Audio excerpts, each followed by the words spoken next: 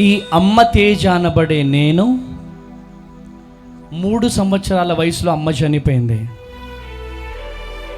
నాన్న మరొక వివాహం చేసుకున్నాడు. వచ్చినటువంటి పిన్ని నన్ను ఇంట్లో నుంచి వెళ్ళగొట్టింది. ఈ అబ్బాయి ఉంటే నేను ఉండను అని చెప్పినప్పుడు మా నాన్నగారు నన్ను ఇంట్లో నుంచి బయటికి వెళ్ళగొట్టాడు. చిన్న బాబుని ఎక్కడ పడుకోవాలో తెలియదు, ఎక్కడ ఉండాలో తెలియదు, ఏ బంధువుల దగ్గరికి వెళ్ళినా ఎవరూ రానివ్వడం లేదు. నా జీవితం రోడ్ల మీద సాగుతూ ఉంది. ఎక్కడ తింటున్నానో ఎక్కడ పడుకుంటున్నానో తెలియదు. ఒకానొక దినం మా విలేజ్లో ఇలానే ఒక గృహ కూడిక, చిన్న గృహ కూడిక జరుగుతుంది. అక్కడ మా బంధువులు ఒకరు ప్రేయర్ పెట్టుకున్నారు. అరే తేజ, ఇక్కడ తిరుగుతున్నావురా, పోరా రే, నీకు అక్కడ భోజనాలు పెడుతున్నారు పోరా అని చెప్తే భోజనం కోసం వెళ్ళా. నేను మా విలేజ్లో పరిచర్య చేస్తున్నటువంటి పాస్టర్ పిడతల ప్రసాదరావయ్య గారని ఆ దైవ సేవకులు నన్ను చూశారు. ఎవరు ఈ అబ్బాయి ఇంత చింపిరి జుట్టేసుకొని ఉన్నాడు, ఇంత గలీజ్గా ఉన్నాడు ఏంటి అంటే, ఈయనకు తల్లి చనిపోయింది, నాన్న వదిలేశాడు, ఇంటింటికి వెళ్ళి అడుక్కొని తింటా ఉంటాడు అని చెప్పారు. మరి ఒక అనాథ శరణాలయం ఉంది, అనాథ శరణాలయంలో జాయిన్ చేయొచ్చు ఆ అబ్బాయిని అంటే చేయొచ్చు అన్నారు. అప్పుడు నన్ను అనాథ శరణాలయంలో స్టేషన్ గన్పూర్ అనాథ శరణాలయం, సిఓఎం అనొక అనాథ శరణాలయంలో, వరంగల్ జిల్లా స్టేషన్ గన్పూర్ పాలకుర్తి రూట్లో ఒక అనాథ శరణాలయం ఉంటుంది. ఆ అనాథ శరణాలయంలో పాస్టర్ పిడతల ప్రసాదరావయ్య గారు నన్ను జాయిన్ చేశారు. ఆకలి విలువేంటో నాకు తెలుసు.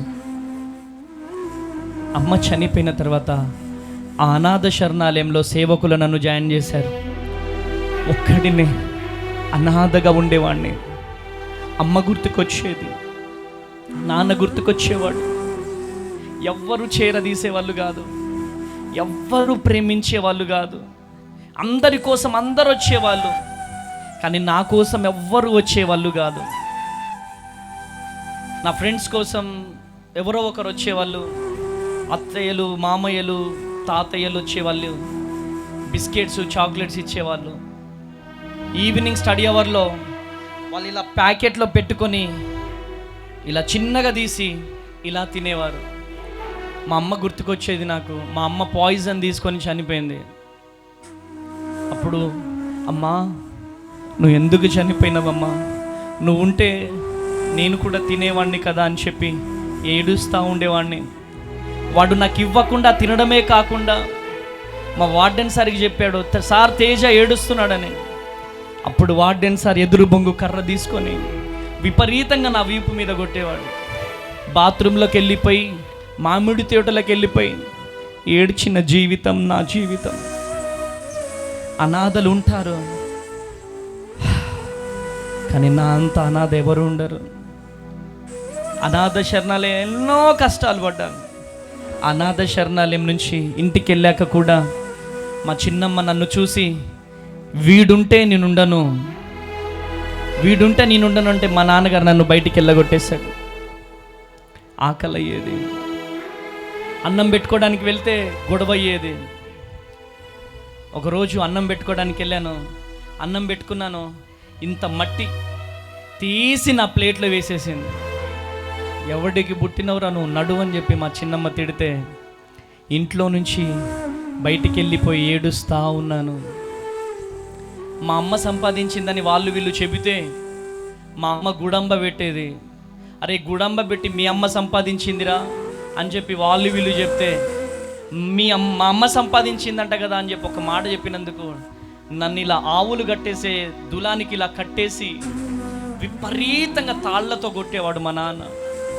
మాది నక్సలైట్ ప్రాంతం, సిపిఐ ఎంఎల్ న్యూ డెమోక్రసీ. మీరు గుమ్మడి నరసయ్య అని ఇనే ఉంటారు, 5 సార్లు ఏకగ్రీవంగా ఎమ్మెల్యే అయిన వ్యక్తి మీకు తెలిసే ఉంటుంది. వాళ్ళ పార్టీయే మా party, CPIML new democracy. CPIML new democracy అనుబంధ నక్సలైట్స్ మా ఊర్లో వచ్చి మా నాన్నగారిని గద్దించి నన్ను అరే వాడితో ఉంటే చచ్చిపోతావని చెప్పి నన్ను అడవిలోకి తీసుకెళ్ళారు. ఆకలి కోసము గన్ను పట్టుకొని బ్రతికిన జీవితం నాదే. చిన్న వయసు, అమ్మ గుర్తుకొచ్చేది, నాన్న గుర్తుకొచ్చేది. అమ్మ పాటలు రాస్తూ ఉండేవాడిని. సుసేన్ అక్క అని ఉండేది. అక్క తేజ ఏంటి ఇక్కడ ఏం చేస్తున్నా అంటే, మా అమ్మ గుర్తుకొచ్చిందక్క, మా అమ్మ పాట రాస్తున్నానక్క అని చెప్పాను. ఏదో ఒకసారి పాడు అంటే అమ్మ పాట పాడాను. అక్క ఏడుస్తూనే ఉంది. అయితే ఆ రోజు దళంలో నక్సలైట్స్ అందరు కలిసి మేక మాంసం కట్ చేసుకున్నారు, మంచిగా వండుకున్నారు. ఆ రోజు నన్ను దళ కమాండర్ దగ్గరికి తీసుకెళ్ళి అన్న తేజ చక్కని పాట రాసిండన్న, అమ్మ పాట చాలా బాగుందన్న, నువ్వు ఏడుస్తావన్నా అని చెప్పారనమాట. చెబితే అందరు కూర్చున్నారు, డప్పుకులు పట్టుకున్నారు, పాడు తేజ అన్నారు. నేను మా అమ్మని తలుచుకుంటూ ఈ పాట పాడాను అనమాట. అమ్మా నీ జ్ఞాపకాలే మరువలేకపోతున్నానమ్మా, మరువలేకపోతున్నానమ్మా. అమ్మా నీ జ్ఞాపకాలే మరువలేకపోతున్నానమ్మా, విడువలేకపోతున్నానమ్మా.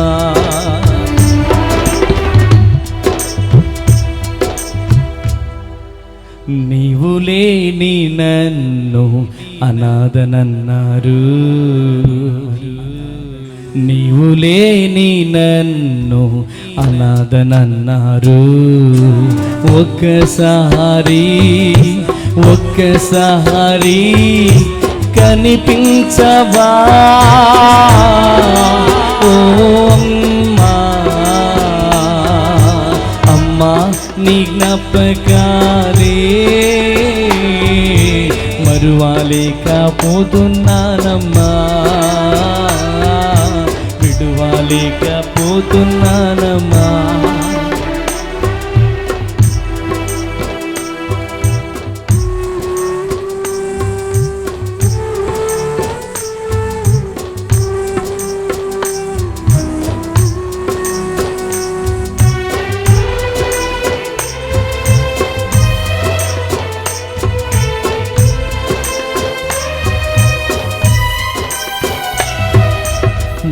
వడిలో ఒక్కసారి పడుకోవాలని, నీ చేతి గోరు ముద్దలు తినాలని, నీ వడిలో ఒక్కసారి పడుకోవాలని, నీ చేతి గోరు ముద్దలు తినాలని ఆశతో ఉన్నా ఒక్కసారి తినిపించవా, ఒక్కసారి తినిపించవా ఓ అమ్మా నీ జ్ఞాపకాలే మరువలేకపోతున్నానమ్మా, విడువలేకపోతున్నానమ్మా, మరువలేకపోతున్నానమ్మా, విడువలేకపోతున్నానమ్మా.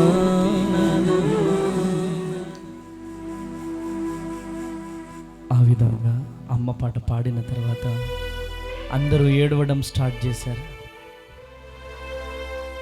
దళ కమాండర్ అన్న నన్ను పిలిచి ముద్దు పెట్టుకొని, తేజ నువ్వు ఇక్కడ ఉండొద్దు, నువ్వు పార్టీకి పనికొస్తావు, అరుణోదయ సాంస్కృతిక సమైక్యకి పనికొస్తావు, వెళ్ళు అని చెప్పి నన్ను అడవిలో నుంచి బయటికి పంపించి ఎర్ర జెండా చేతికిచ్చి సిపిఎంఎల్ న్యూ డెమోక్రసీ పార్టీ అనుబంధ విద్యార్థి సంఘమైన PDSU ప్రోగ్రెసివ్ డెమోక్రటిక్ స్టూడెంట్ యూనియన్లో నన్ను జాయిన్ చేశారు. ధర్నాలు, రాస్తోరోకలు చేస్తూ అనేకమైనటువంటి సమస్యల కోసం పోరాడుతూ ఉండేవాళ్ళం. జీనా హెయితో మర్నా సీకో కదం కదం పర్ లడ్నా సీకో అనక నినాదాలతో అనేకమైనటువంటి ఉద్యమాలలో నేను పాల్గొన్నాను. చివరిగా నా సాక్ష్యం చెప్పాలంటే ఒకరోజు సరిపోదు, టైం లేదు. మీరు పాస్టర్ అమ్మ తేజ అనక యూట్యూబ్ ఛానల్లో మీరు చూడొచ్చు. బయ్యారం అనొక విలేజ్ మీ అందరికి తెలిసే ఉంటుంది. అక్కడ స్టీల్ ప్లాంట్ కట్టాలనుకున్నారు, మీకు అక్కడ తెలిసే ఉంటుంది. అక్కడ తెలంగాణ ధూమ్ధామ్ కార్యక్రమంలో నేను మధుప్రియ మీకు తెలిసే ఉంటుంది. ఆడపిల్లనమ్మ అనే పాట పాడుతుంది అమ్మాయి.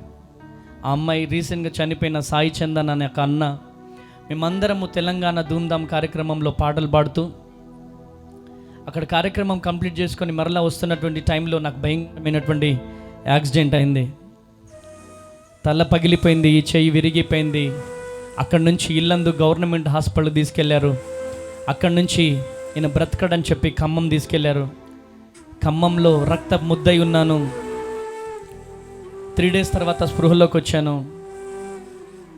ఒక నర్సమ్మ వచ్చి, బాబు నీ దగ్గర నీసు స్మెల్ వస్తుంది, నీ పక్కన ఎవరు లేరు, నీ బట్టలు కూడా మార్చలేదు, దయచేసి పక్కన పేషెంట్కి ఇబ్బంది అవుతుంది కదా, బట్టలు మార్చుకుంటే, అమ్మా నేను అనాథనమ్మా, నాకెవ్వరు లేరు, అందరు నన్ను మోసం చేశారు, చిన్నప్పుడే తల్లి చనిపోయింది, నాన్న వదిలేశాడు, బంధువులు రక్త సంబంధికులు అందరూ వదిలేశారమ్మా, నాకెవ్వరు లేరు, అనాథనమ్మా, నాకెవరు దిక్కు లేరమ్మా అని ఏడుస్తుంటే, బాబు ఎవరు లేని వాళ్ళకు దేవుడే దిక్కు అని చెప్పి ఇంటికి వెళ్ళి ఒక న్యూ టెస్టిమెంట్ బైబుల్ ఇచ్చి తన కుమారుడి బట్టలు నాకు ఇస్తే నేను మార్చుకున్నాను. ఈ రాత్రి ప్రార్థన చేసుకో, దేవుడు నీతోనే మాట్లాడతాడని చెప్తే ఆ రాత్రి మోకరించి ఒకటే ప్రార్థన చేసినాను. ప్రభువా, అందరు నన్ను వదిలేశారయ్యా, అనిల్ ఏసయ్యా నన్ను అందరూ వదిలేశారయ్యా, అయ్యా నువ్వు తప్ప నాకు దిక్కెవరు లేరయ్యా, అయ్యా నాకు నువ్వు కావాలయ్యా, నువ్వు లేకపోతే నేను బ్రతకలేను ప్రభు అని ప్రభువు పాదాలు పట్టుకొని ఏడుస్తున్నాను. నాతో మాట్లాడయ్యా, నాతో మాట్లాడయ్యా, నాతో మాట్లాడు ప్రభు అని ఏడుస్తూ ప్రార్థన చేస్తున్నప్పుడు అర్ధరాత్రి 2 గంటలకు అందరు నన్ను మోసం చేశారయ్యా, నాకు నువ్వు కావాలని చెప్పి ప్రార్థన చేస్తున్నప్పుడు అర్ధరాత్రి 2 గంటలకు నా ప్రియ కుమారుడా తేజ, నా ప్రియ కుమారుడా తేజ, కుమారుడా తేజ, నువ్వు నా ప్రియ కుమారుడవు, నిన్ను నేను ఏర్పరచుకుని ఉన్నాను అయ్యా, ఇప్పుడు ఏం చేయాలయ్యా, నువ్వు భద్రాద్రి కొత్తగూడెం వెళ్ళాలి, భద్రాద్రి కొత్తగూడెంలో నాకెవరు లేరు కదా ప్రభు, భద్రాద్రి కొత్తగూడెంలో నాకెవరు లేరు కదా ప్రభు అంటే, ఇన్ని రోజులు నేను లేకుండా తిరిగినావు, ఇప్పుడు నీతో పాటు నేను రాబోతున్నాను, హల్లెలూయా, హల్లెలూయా, కృప కలుగును గాక, హల్లెలూయా, హల్లెలూయా.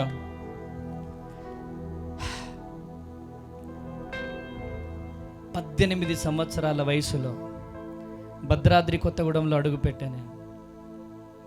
కొత్తగూడెం పోస్ట్ ఆఫీస్ సెంటర్లో భద్రాద్రి కొత్తగూడెంలో అడుగుపెట్టాను.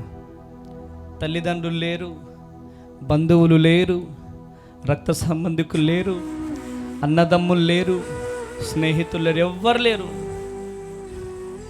ఆ భద్రాద్రి కొత్తగూడెం రావడానికి కూడా డబ్బులు లేకపోతే గవర్నమెంట్ హాస్పిటల్లో అడుక్కొని 5 రూపాయలు అడుక్కొని భద్రాద్రి కొత్తగూడెంలో అడుగుపెట్టా. ఈ పాస్టర్ అమ్మ తేజ ఎందుకు ఏడుస్తాడు? ఈయన నాటకాలు చేస్తున్నాడు, ఈయన యాక్టింగ్ చేస్తున్నాడు అని కామెంట్లు పెడతారు. ఏం తెలుసు పాస్టర్ అమ్మ తేజ గురించి? వేడి వేడి అన్నం పెట్టే తల్లి ఉన్న వాళ్ళకు తెలుస్తుందా ఈ వేదన? వేడి వేడి మటన్ ఉడకగానే అరే మటన్ ఉడికింది రారా తిందు రారా అని చెప్పి పిలిచే తల్లి ఉన్న వాళ్ళకు తెలుస్తుందా ఈ వేదన? తెలవదు. ఆకలితో అలమటించిన ఈ పేగులకు తెలుస్తాయి. అందరూ తింటుంటే చూసిన ఈ కన్నులకు తెలుస్తుంది. అరే మా మమ్మీ మటన్ మస్తు వండిందిరా అని చెప్పి స్మెల్ చూపిస్తారు కదా, ఈ ముక్కుకు తెలుస్తుంది ఆ వేదన. హల్లెలూయా. భద్రాద్రి కొత్తగూడెంలో 18 సంవత్సరాల వయసులో అడుగు పెట్టాను. దేవుడు చెప్పాడు సింగరేణి హాస్పిటల్ వైపు వెళ్ళమని. వెళ్ళాను. గోదావరికని ఒక అన్న ట్రాన్స్ఫర్ అయిపోతున్నాడు. గోదావరికని ట్రాన్స్ఫర్ అయిపోతుంటే నాకు చెప్పాడనమాట. నేను చెప్పాను, అన్న ఇక్కడ ఏమైనా రెంట్కి దొరుకుతాయంటే, ఏంటి నీ పరిస్థితి అంటే నా పరిస్థితి అంతా చెప్పాను.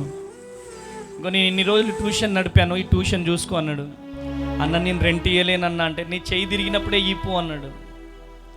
30 మంది పిల్లలు ఉండేవాళ్ళు, ట్యూషన్ పిల్లలు. ఆ రేకుల షెడ్ నాకు ఇచ్చారు. నా డ్రెస్సింగ్ చూడగానే అందరు వెళ్ళిపోయారు. నా జుట్టు నా స్టైల్ చూడగానే అందరు వెళ్ళిపోయారు. 3 రోజులైంది. ఆకలి అవుతుంది ఏసయ్యా, ఆకలి అవుతుంది ప్రభు, ఆకలి అవుతుంది ప్రభు. మీరు పిలిస్తేనే వచ్చాను కదా ప్రభు ఈ భద్రాద్రి కొత్తగూడెం. ఆకలి అవుతుందయ్యా అని ఏడుస్తుంటే ఉదయం 10 గంటలకి ట్యూషన్ పిల్లలు వచ్చారు, 3 వచ్చారు. అన్న మీరు ఎందుకు ఏడుస్తున్నారంటే, తిని 3 రోజులైంది నాన్న. ఎందుకు నీకెవరు లేరా అన్న? ఏందన్నా అంటే, నాకెవరు లేరు నాన్న, నేను అనాథని.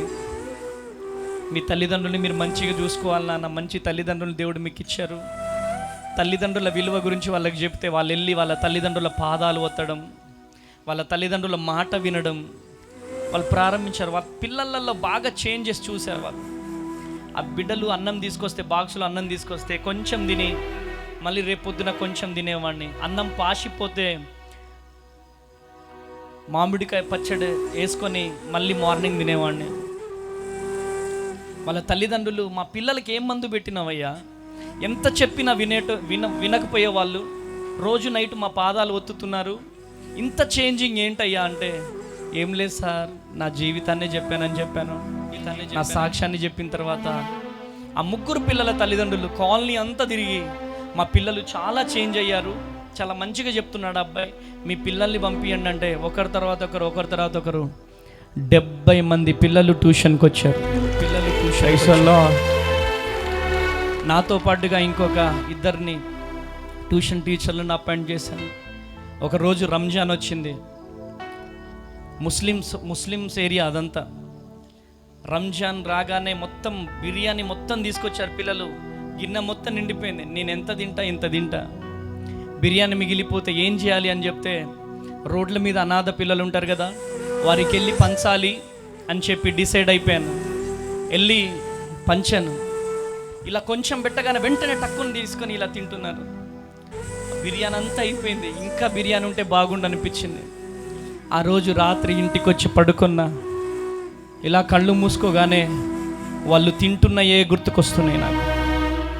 వాళ్ళు స్పీడ్గా తింటున్నాయే నా కళ్ళల్లో తిరుగుతూ ఉన్నాయి. అయ్యా ఈరోజు నేను 3 పూటలు తింటున్నానయ్యా. నాలాంటి అనాథల పరిస్థితి ఏంటి ప్రభు? మీరు నాకు అవకాశం ఇస్తే నేను ఒక అనాథ శరణాలయం పెడతానయ్యా అని చెప్పి ప్రార్థన చేసినప్పుడు 18 సంవత్సరాల వయసులో అమ్మ ప్రేమకు దూరమైన నేను ఒక అనాథ శరణాలయం పెట్టాను. ఈ అనాథ గుండెలో నుంచి పుట్టిన ఆశ్రమమే అమ్మ అనాథ శరణాలయం. హల్లెలూయా. ఎవరు సహాయం చేస్తారా, ఏం చేస్తారని ఏమి చూడలేదు. 18 సంవత్సరాల వయసులోనే అనాథ శరణాలయం పెట్టాను. చిన్న రేకుల షెడ్డులో నా పరిచర్య ప్రారంభమైంది. ఎక్కడికి వెళ్ళినా ఏం చేసినా ప్రభువుని అడిగేటోడిని. చిన్న రేకుల షెడ్డులో ప్రారంభించిన నా పరిచర్య ఈరోజు అనేకమైన ఎకరాలలో, భవనములో, పెద్ద బిల్డింగ్స్లలో నా పరిచర్యను దేవుడు దీవించాడు. నా యేసయ్యకే మహిమ కలుగునుగా. వర్షం వస్తే రేకులు మొత్తం తడిసిపోయి కింద మొత్తం మొత్తము నిండిపోయేదన్నమాట వాటర్తో. కానీ ఈరోజు ఎంత వర్షం వచ్చినా, ఎంత గాలి తుఫానులు వచ్చినా, మంచి శ్రేష్టకరమైనటువంటి బిల్డింగ్స్ని, చక్కని మందిరాన్ని, ఆయన పరిచర్యలో వాడబడే కృపని దేవుడు నాకు ఇచ్చాడు.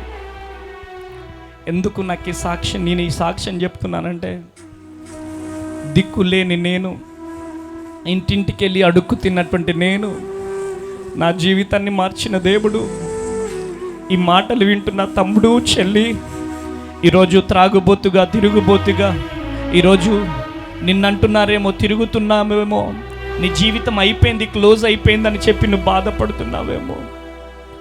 ఈ దిక్కు మాలినోడి జీవితాన్ని మార్చిన దేవుడు ఈ రాత్రి నీ జీవితాన్ని మార్చడానికి నా దేవుడు రెడీగా ఉన్నాడు. ఈరోజు నిన్ను లేవనెత్తడానికి రెడీగా ఉన్నాడు. నా చేతులు ఎత్తి దండం పెట్టి చెప్తున్నాను, మా అత్తమ్మ అనేది ఎప్పటికీ, మా అత్తమ్మ వాళ్ళ ఇంటికి వెళ్తే మా బామ్మర్దికి చికెన్కి, మా మరదలకి చికెన్కి, మా మామయ్య చికెన్, మా అత్త చికెన్, నాకు మాత్రం నీళ్ళ చారేశారు. నా చూపులన్నీ ఆ చికెన్ ముక్కల మీదనే ఉన్నాయి. ఈ మట్టిలో కలిసే వరకు ఆ సిచ్యువేషన్ నేను మరవలేను. కానీ ఈరోజు నా డైనింగ్ టేబుల్ మీద నా సంఘ బిడ్డలు, షాలెం బ్రదరు, చిరంజీవి బ్రదరు, ప్రేము, రాజబాబు, వీళ్ళందరూ అన్నకిష్టం అని మటన్ ఒకరు వండుకొని వస్తారు, చికెన్ ఒకరు వండుకొని వస్తారు. నా టేబుల్ మీద ఎప్పటికీ కూడా అన్ని రకాల కర్రీని నా దేవుడు ఉంచాడు. నా యేసయ్యకే మహిమ కలుగును గాక. హల్లెలూయా, హల్లెలూయా, హల్లెలూయా. బొక్కెడు పువ్వు ఉంటే చాలనుకున్నాను, కానీ అనేక మందికి కూడు లేని నాకు అనేక మందికి కూడు గుడ్డనిచ్చే కృపను నా దేవుడు కలగజేశాడు. నా యేసయ్యకే మహిమ కలుగున, యేసయ్యకే మహిమ కలుగున, యేసయ్యకిలో. ఆకలితో ఉన్నానా, ఆకలి తీర్చావే, తల్లి తండ్రివై నాకు ప్రేమను పంచావే.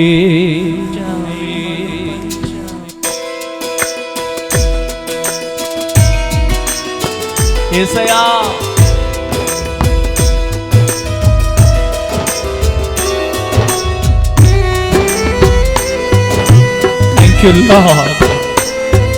తుది శ్వాస వరకు మీ కొరకు నమ్మకంగా బ్రతుకుతా ప్రభువా, నమ్మకంగా బ్రతుకుతా ప్రభువా.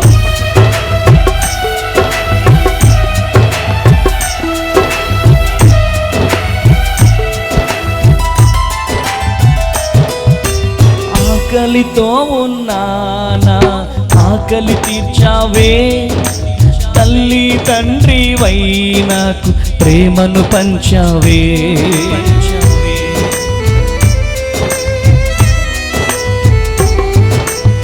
ఆకలితో ఉన్నానా, ఆకలి తీర్చావే, తల్లి తండ్రివై నాకు ప్రేమను పంచావే.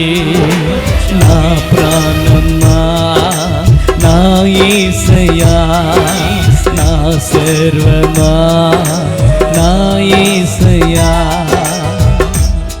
నా ప్రాణము నీవే యేసయ్యా, నా సర్వము నీవే యేసయ్యా.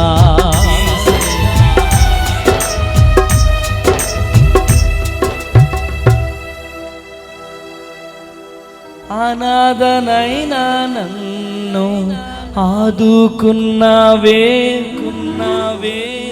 నీ సేవ చేసే కృపనిచ్చావే. అనాథనైనా నన్ను ఆదుకున్నావే, నీ సేవ చేసే కృపనిచ్చావే. నా ప్రాణమా, నా యేసయ్యా. గట్టిగా చప్పట్లు కొడదాం. హల్లెలూయా.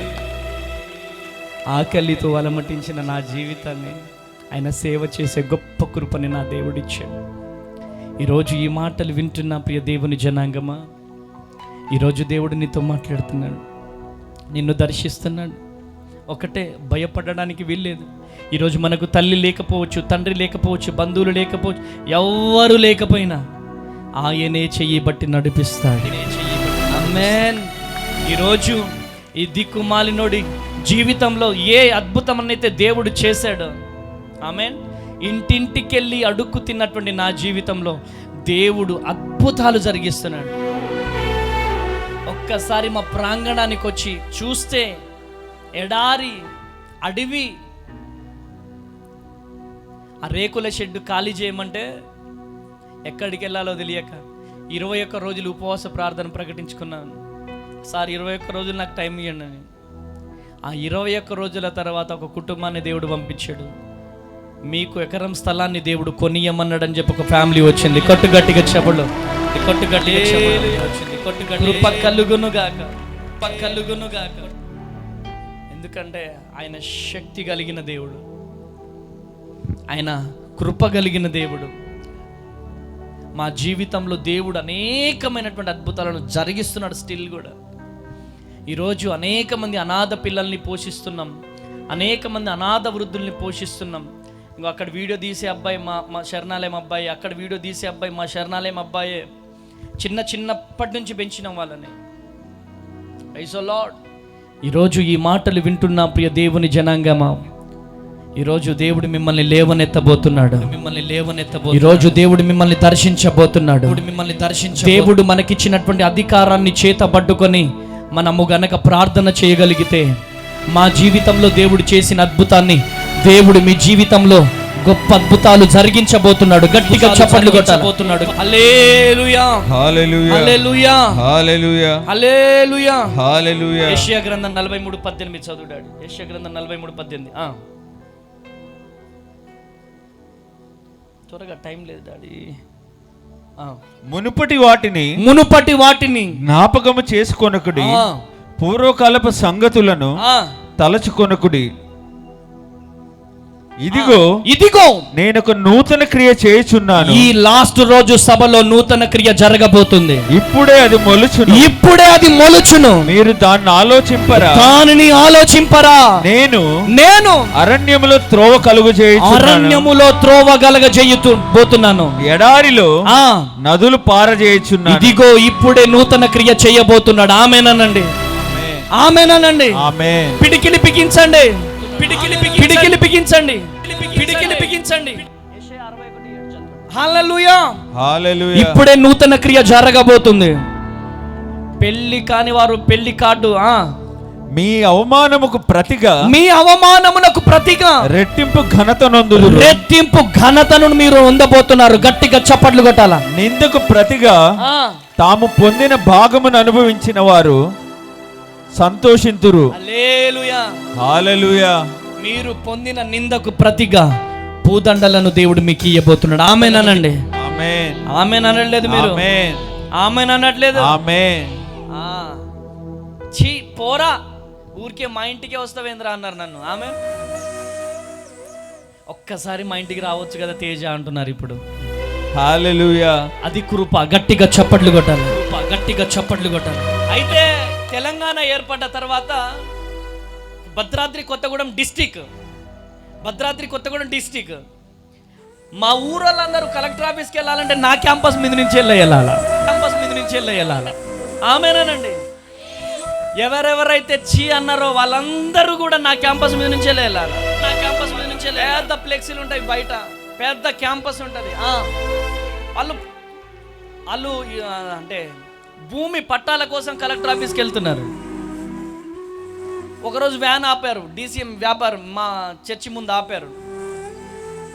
వాళ్ళు లోపలికి వస్తున్నారు. CCలో చూసిన నేను, ఎవరబ్బా వీళ్ళు వచ్చేదని.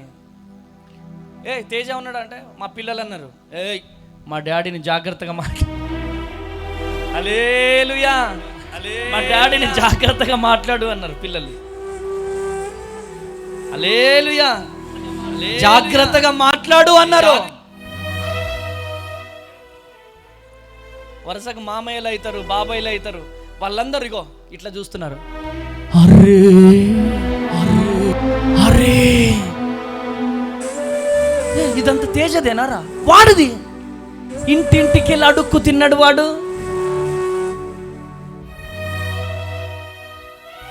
ఇంటింటికి వెళ్ళి అడుక్కు తిన్నాడు వాడు. ఇట్లా చూస్తున్నాడు, ఇట్లా చూస్తున్నాడు. మామా ప్రైజ్లాడు మామ, రండి. నమస్తే నమస్తే. అరే తేజ ఇట్రారా, ఇదంతా నీదేనారా? అవును మామయ్య, దేవుడు దీవించాడు. అయ్యి బాబోయ్, నువ్వు ఊర్లో అడుక్కు తిన్నావు కదరా నువ్వు. లేదు మామ, దేవుడు దీవించాడంటే. ఆయన అన్నాడు, నీ దేవుడు గొప్ప దేవుడు రా. గట్టిగా చప్పట్లు కొట్టాలి. హల్లెలూయా, హల్లెలూయా, హల్లెలూయా. ఎవరైతే నన్ను భోజనం పెట్టకుండా ఎండెట్టిండో బాబాయ్ ప్రైజ్ లాడ్. ఓకే ఓకే, ఎప్పుడైనా రావచ్చు గారా మా ఇంటికి? రా ఒకసారి ఇంటికి రా, మీ అత్తమ్మ మంచిగా భోజనం పెడుతుంది, రా. హల్లెలూయా. ఏ స్థితిలో నుంచి దేవుడు ఏ స్థితికి తీసుకొచ్చాడో చూడండి. హల్లెలూయా. మా చిన్నమ్మ ఏమన్నా తెలుసా డాడీ? వాడి ఫేస్ కనపడితే నేను ఇంట్లో ఉండను అన్నది. వాడు తేజగాడు ఫేస్ కనపడొద్దు అన్నది. కానీ ఇదే ఫేస్ని దేవుడు మంచిగా తీరా, ఇదే ఫేస్ని దేవుడు యూట్యూబ్ ఛానళ్ళల్లో, టీవీలలో, సభలలో కొన్ని కోట్ల మందికి ఈ ఫేస్ని దేవుడు చూపిస్తున్నాడు. గట్టిగా చప్పట్లు కొట్టాలి. హల్లెలూయా, కృప కలుగునుగా, ఆమేన్. ఆయన లేపుతే గట్లుంటది. ఒకరు తొక్కితే మనం కిందికి వెళ్ళిపోతామా? ఒక టైం ఉంటుంది డాడీ. ఇట్లా డాడీ. హల్లెలూయా. ఒక టైం ఉంటుంది, కాళ్ళు అందుతున్నాయి కాబట్టి లాగుతాం. ఇంకొంచెం ముందుకు వెళ్ళి, వెనక్కి వెళ్ళి, ఇక్కడ అందుతుంది, లాగుతాం. ఇంకొంచెం వెనక్కి వెళ్ళు డాడీ, ఇక్కడ అందుతుంది, లాగుతాం. ఈయనను పడేయచ్చు ఈజీగా. ఇంకొంచెం ముందుకు వెళ్ళాడు, కొంచెం లాగడం కష్టం అవుతుంది. ఇంకొంచెం వెనక్కి వెళ్ళు డాడీ, ఇంకొంచెం వెనక్కి. ఎంత లాగుదాం, ఎంత తొక్కుదామన్నా కానీ అందం మనం ఇలా చూడబోతున్నారు. గట్టిగా చప్పట్లు కొట్టాలి.